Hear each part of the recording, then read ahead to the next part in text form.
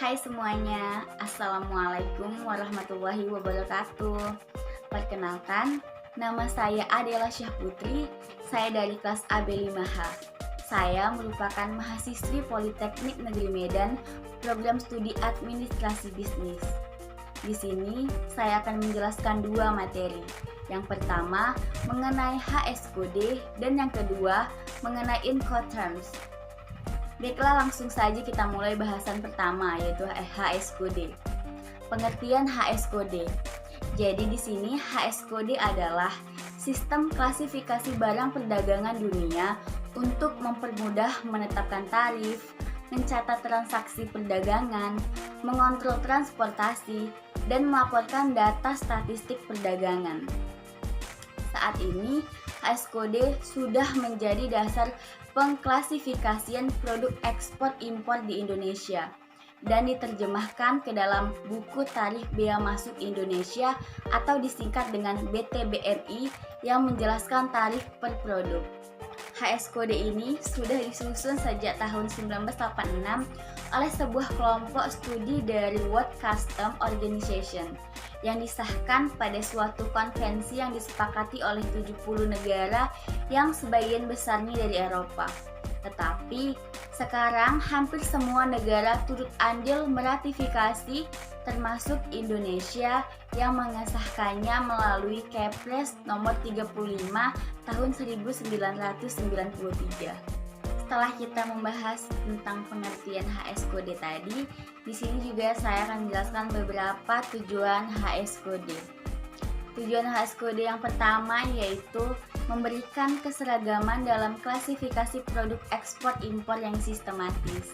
Yang kedua, memudahkan pengumpulan data dan laporan statistik ekspor impor. Dan yang terakhir, memberikan sistem yang resmi secara internasional dalam pemberian kode, penjelasan, dan klasifikasi untuk masing-masing produk perdagangan ekspor impor.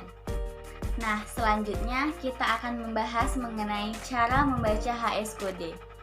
Kita tahu bahwa hanya ada 6 digit yang digunakan secara bersamaan oleh seluruh negara untuk mengklasifikasi produk perdagangan internasional. Tiap negara dapat mengembangkan HSKD ini lebih dari 6 digit untuk menjadi lebih spesifik sesuai kebijakan pemerintah. Namun, tetap harus menggunakan pedoman HSKD 6 digit ini. Kita lihat di Indonesia. Sistem penggolongan barang perdagangan pernah menggunakan sistem 10 digit dalam Buku Tarif Bea Masuk Indonesia atau BTBMI yang menjabarkan lebih rinci dari 6 digit HSKD. Akan tetapi, per 1 Maret 2017, HSKD di Indonesia mengikuti AHTN dari ASEAN yang menggunakan sistem 8 digit. Berikut adalah penjabaran dari digit HSKD. 2 digit pertama merupakan bab pengklasifikasian utama.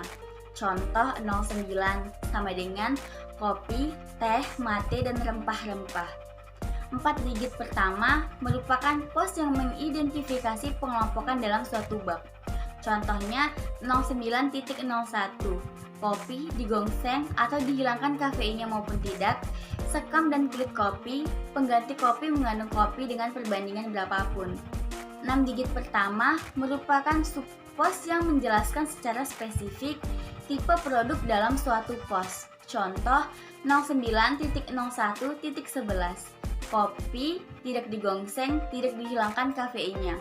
8 digit pertama merupakan subpos yang berlaku pada ASEAN dan juga Indonesia. Berasal dari teks ASEAN Harmonized Tariff Nomenclature atau disingkat AHTN. Pos tarif ini menunjukkan besarnya pembebanan pada BM, PPN, PPNBM atau cukai, serta ada tidaknya peraturan tata niaganya. Contohnya 09.01.11.10 sama dengan kopi tidak digongseng, tidak dihilangkan kafeinnya, Arabica Whip atau Robusta OIB. Nah, saya telah menjelaskan mengenai materi HSKD. Selanjutnya kita akan membahas tentang Incoterms. Tapi sebelum itu, saya akan menjelaskan terlebih dahulu apa itu Incoterms. Jadi, Incoterms merupakan singkatan dari International Commercial Terms atau istilah komersial internasional Istilah ini merupakan suatu terminologi atau ketentuan yang digunakan bagi para pelaku perdagangan internasional ketika mengirim barang dalam transaksi atau kontrak. Istilah komersial internasional juga berisi semua tugas, resiko, dan biaya bersangkutan selama transaksi penjualan dan pembelian barang berskala internasional. Di beberapa faktor komersial, International Commercial Terms ini juga menjadi persyaratan utama yang berfungsi untuk mengurangi resiko kesalahpahaman yang merugikan. Itu sebabnya International Commercial Terms ini merupakan persyaratan yang sangat penting. International Commercial Terms dikeluarkan oleh Non-Governmental Organization atau NGO, International Chamber of Commerce atau ICC pada tahun 1936. Nah, tadi saya telah menjelaskan mengenai pengertian Incoterms. Sekarang kita akan membahas tujuan International Commercial Terms. International Commercial Terms bertujuan untuk yang pertama, memberikan pilihan ketentuan pengiriman bagi importir dan eksportir. Yang kedua, mengatur hak dan kewajiban yang ditanggung oleh importir dan eksportir. Dan yang terakhir, meminimalisir kesalahan interpretasi atau kesalahpahaman tanggung jawab di antara eksportir dan importir. Nah, selanjutnya saya akan membahas mengenai jenis-jenis Incoterms. Berikut ini jenis-jenis Incoterms yang biasa digunakan dalam transaksi perdagangan internasional. Yang pertama, IXW atau nama tempat penyerahan.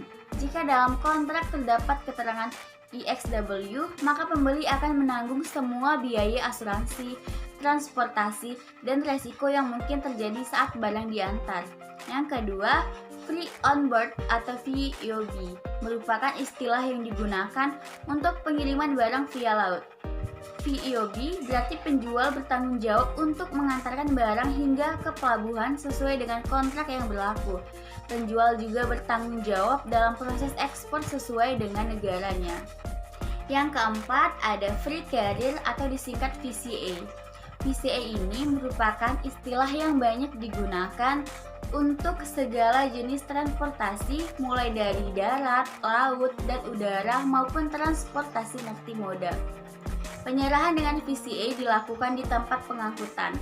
Pada saat penyerahan, terjadi peralihan resiko dari penjual kepada pembeli. Pembiayaan pengiriman dan resiko barang ditanggung oleh pembeli. Yang keempat, ada Carrier Insurance Paid to atau disingkat CIP. Dalam istilah CIP, penjual wajib membayar asuransi kargo dari risiko kerusakan dan kehilangan barang saat diantar. CIP juga mewajibkan pembeli untuk melakukan export clearance. Yang kelima ada Carrier Insurance Freight atau disingkat CIV. Dalam CIV, penjual berkewajiban untuk bekerja sama dan membayar asuransi.